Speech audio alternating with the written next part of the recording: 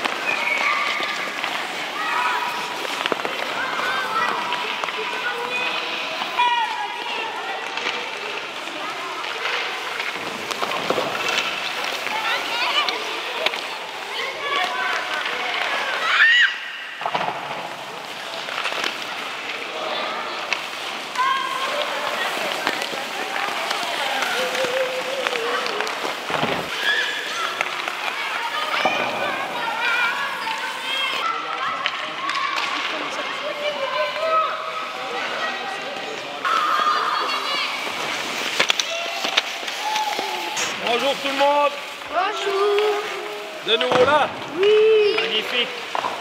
Ok, on va refaire 4 équipes aujourd'hui. Ouais. Premier exercice, ça sera... J'ai vu, il y a Alan là-bas, il dispose des petites assiettes, on appelle ça des petits cônes. Il y a plusieurs couleurs, mais on va laisser les couleurs, ce ne seront pas importantes. Le foot, on fera après, on fera après. Ça, c'est l'échauffement. Eh mais pour faire du foot, faut lâcher le bout de ça. Ouais. Et le but, c'est qu'à la fin de l'entraînement, à la fin de la matinée, on les laisse. Hein. On fait un petit exercice à la fin où on va tout seul. Ça marche? Oui. Avec Ok, donc on vous place. Tu vas là-bas. On fait 4 équipes. Tu vas On va au deuxième. Oui, on fait le reste même. là, on attend. Allez-y, choisissez, c'est égal. Voilà. Là-bas. Là-bas. S'il te plaît, vers le dernier pneu. Aussi. Là-bas. Matt. Là-bas, dernier pneu. Et où t'es le plus vite, j'ai vu. Et puis, allez à une place. Premier exercice, tu dois te déplacer. Tu dois aller chercher ta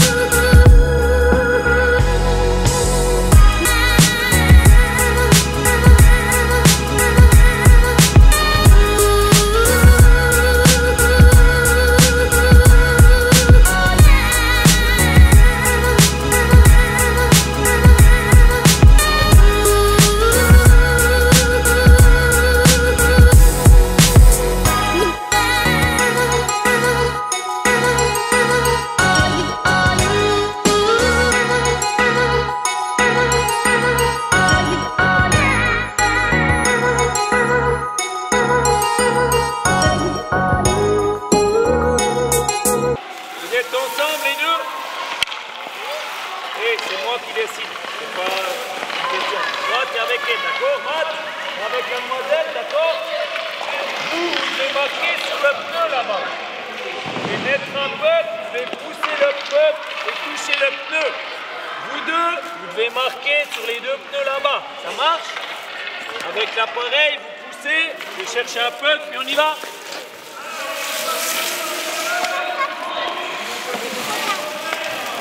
Avec la puck noire, on fait l'engagement au milieu. Matt, tu marques où? Excellent. Tu marques là-bas aussi, d'accord? Et vous? Excellent. Bon Matt, on y va.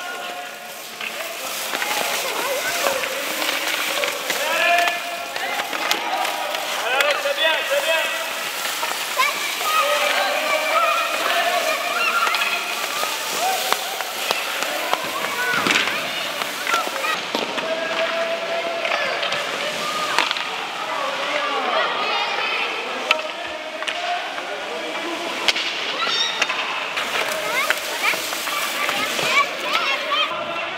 Hop. Les chaussures aussi.